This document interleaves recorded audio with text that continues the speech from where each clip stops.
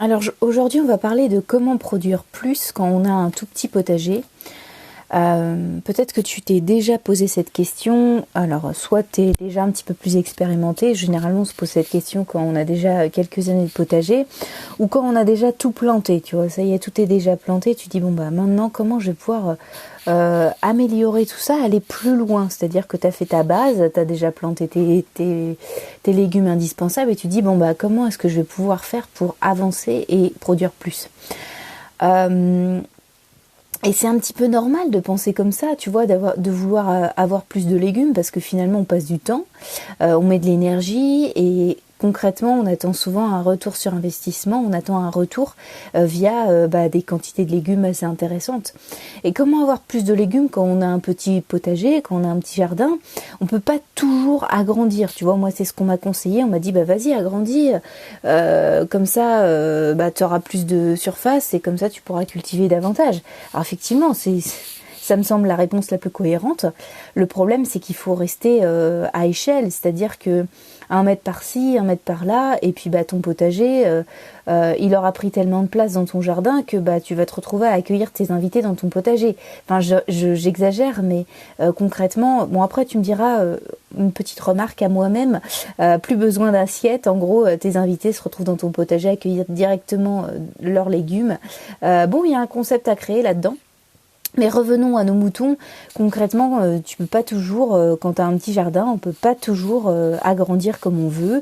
Et donc ça nous force à trouver des astuces, à avoir un peu d'imagination, à trouver des ajustements, contrairement à quelqu'un, lui, qui a juste à agrandir, qui a un terrain assez intéressant et qui a juste à grappiller 1 mètre ou 2 mètres, voire 5 mètres pour ceux qui ont les plus grosses parcelles. Et donc nous, il faut qu'on trouve des astuces fatalement, puisqu'on a un petit jardin, il faut fatalement trouver des solutions. Et également, malheureusement, il va falloir parfois faire des concessions. Parce qu'il y a des légumes que moi-même j'ai essayé de faire dans mon petit jardin et malheureusement, soit tu auras du mal à les produire, soit tu les auras en quantité vraiment restreinte. Tu vois, par exemple, je fais des patates. Il est clair que quelqu'un qui a 100 mètres carrés de patates va largement rivaliser, contrairement à mes petites tours à patates que je fais. Tu vois, j'ai 2 petites tours à patates. Voilà. Je peux pas être autonome en patates. Je veux dire, à un moment donné, j'ai 25 mètres carrés de terrain. Faut être cohérent, tu vois. Tu peux pas sortir une autonomie alimentaire où tu peux pas cultiver comme quelqu'un qui a une parcelle de dingue, ça c'est sûr. Et c'est pareil, tu vois, tout ce qui est artichaut, chou-fleur, etc. C'est des légumes qui ont un rendement qui est au mètre carré qui est assez faible parce que sur peut-être 1 mètre carré ou un pied, tu vas avoir un légume. Tu vas avoir un artichaut, tu vas avoir un chou-fleur. En termes de patates, on va pas aller bien loin. On va peut-être avoir 1 kilo, tu vois, sur ma tour.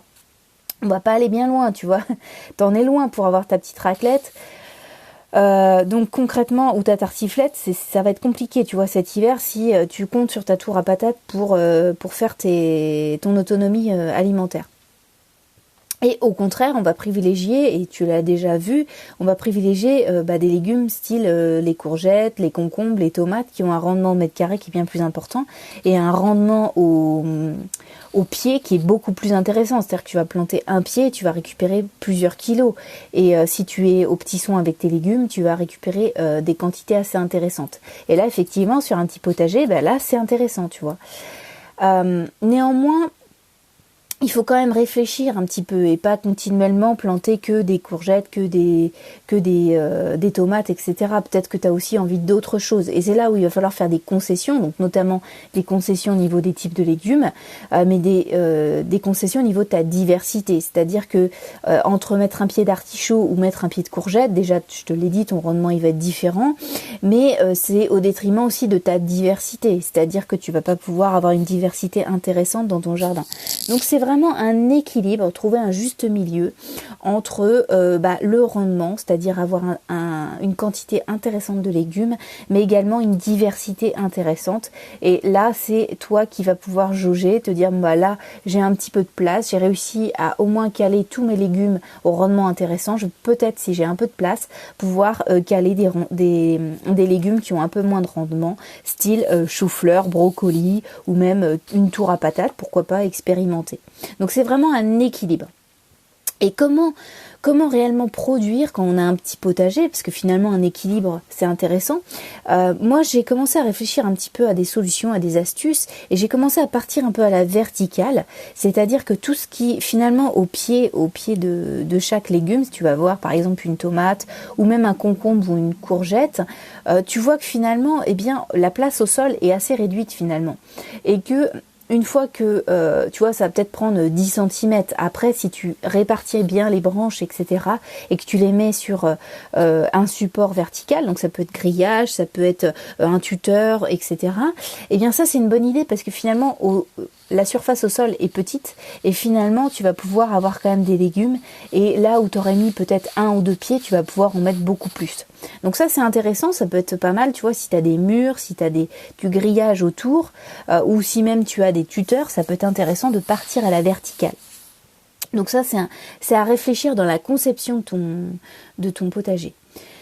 Également, j'ai réfléchi sur une même parcelle à mettre différentes variétés. Par exemple, les radis et les carottes, tu vois. Par exemple, les radis ont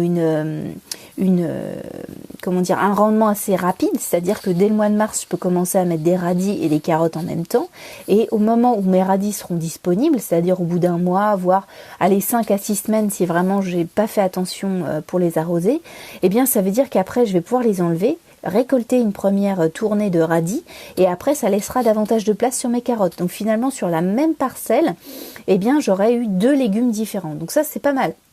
Déjà, ça facilite bien la culture puisque finalement en enlevant les radis, ça va laisser la place pour les carottes et en plus, ça n'aura gêné personne. Donc ça, c'est pas mal, c'est une bonne astuce, tu vois. Donc réfléchis à voir si sur une même parcelle, tu peux pas mettre différentes variétés pour optimiser encore plus ton jardin. Ensuite, la troisième astuce que j'ai, c'est vraiment un système de rotation au top. C'est-à-dire que aucune de mes parcelles n'est à nu, aucune de mes parcelles, on va dire que dans un potager, chaque parcelle va donner et donc est importante. Elle est vraiment importante parce que la moindre parcelle qui n'est pas optimisée, c'est des légumes en moins pour ta plantation, pour tes récoltes. Alors que quelqu'un qui a un grand potager, s'il a une partie en jachère ou s'il a une parcelle qu'il n'utilise moins, c'est moins embêtant pour cette personne. Par contre, nous, effectivement, dès qu'on a une parcelle qui n'est pas utilisée, eh bien forcément, c'est des légumes en moins. Et c'est un peu dommage, parce que finalement, tu as peut-être vu qu'il y a des parcelles qui nécessitent une certaine rotation. Je viens de te parler des radis, ça veut dire qu'au bout de 4-5 semaines, normalement, tu dois replanter des radis. Donc peut-être que tu as plusieurs parcelles de radis, et c'est un petit peu dommage de perdre du temps et de se dire, mince, je suis restée 15 jours sans m'occuper de mon jardin. Tiens, mes radis ont germé, j'en ai pas pris, sont partis en fleurs, donc inversement, tu les as pas récoltés à temps. Et en plus de ça, t'as pas eu l'occasion de replanter des radis, donc t'as perdu du temps, et donc t'as perdu peut-être une tournée de radis. Alors, tu vas me dire, c'est pas énorme, c'est pas fatal, mais quand on veut un vrai rendement dans son jardin, effectivement, il faut être plus attentif. D'où ma quatrième astuce, c'est vraiment d'observer, être attentif, je dirais même être au petit soin, c'est-à-dire que dès que tu vois quelque chose qui ne va pas, c'est-à-dire que plus être dans l'observation que dans l'action, c'est-à-dire que vraiment rester en veille quasiment tous les 2-3 jours sur ton potager et surveiller que effectivement ça pousse bien, se dire tiens telle parcelle aujourd'hui elle en est là, ça veut dire que dans 2 semaines je vais pouvoir la récolter, tiens celle-ci qui est à peu près dans la même variété de légumes, 1 semaine plus tard je vais pouvoir la récupérer. Donc c'est aussi mentalement une certaine rotation dans ta tête, te dire tiens telle parcelle je pourrais la récupérer dans 4 semaines, celle-ci dans 15 jours, etc. Et effectivement intervenir si y a des ravages, donc des ravageurs, des choses comme ça, ou s'il y a un manque d'eau, des choses comme ça qui vont pouvoir effectivement pallier et garder ton cycle de culture intact. Donc ça c'est vraiment important, vraiment partir à la verticale, optimiser tes parcelles avec différentes variétés, avoir un système de rotation au top et la quatrième astuce, être observateur, observer, être attentif et réajuster si besoin. Avec ces 4 astuces, tu vas pouvoir optimiser ta production, surtout si tu as un petit potager comme moi, et pouvoir être au maximum autonome. Pas forcément une autonomie totale, mais si tu es déjà sur 1 mois, voire 2 mois d'autonomie, alors là c'est super. Pour te donner plus de conseils, bah écoute, c'est simple, il suffit de t'abonner, de cliquer sur le lien juste en dessous de mon podcast. Tu t'abonnes à ma mailing list et je te donne davantage de conseils. Je te dis à demain pour de nouvelles aventures sur le jardin et via ce podcast. Allez, je te souhaite un très très beau dimanche et puis je te dis à demain. Jardine bien.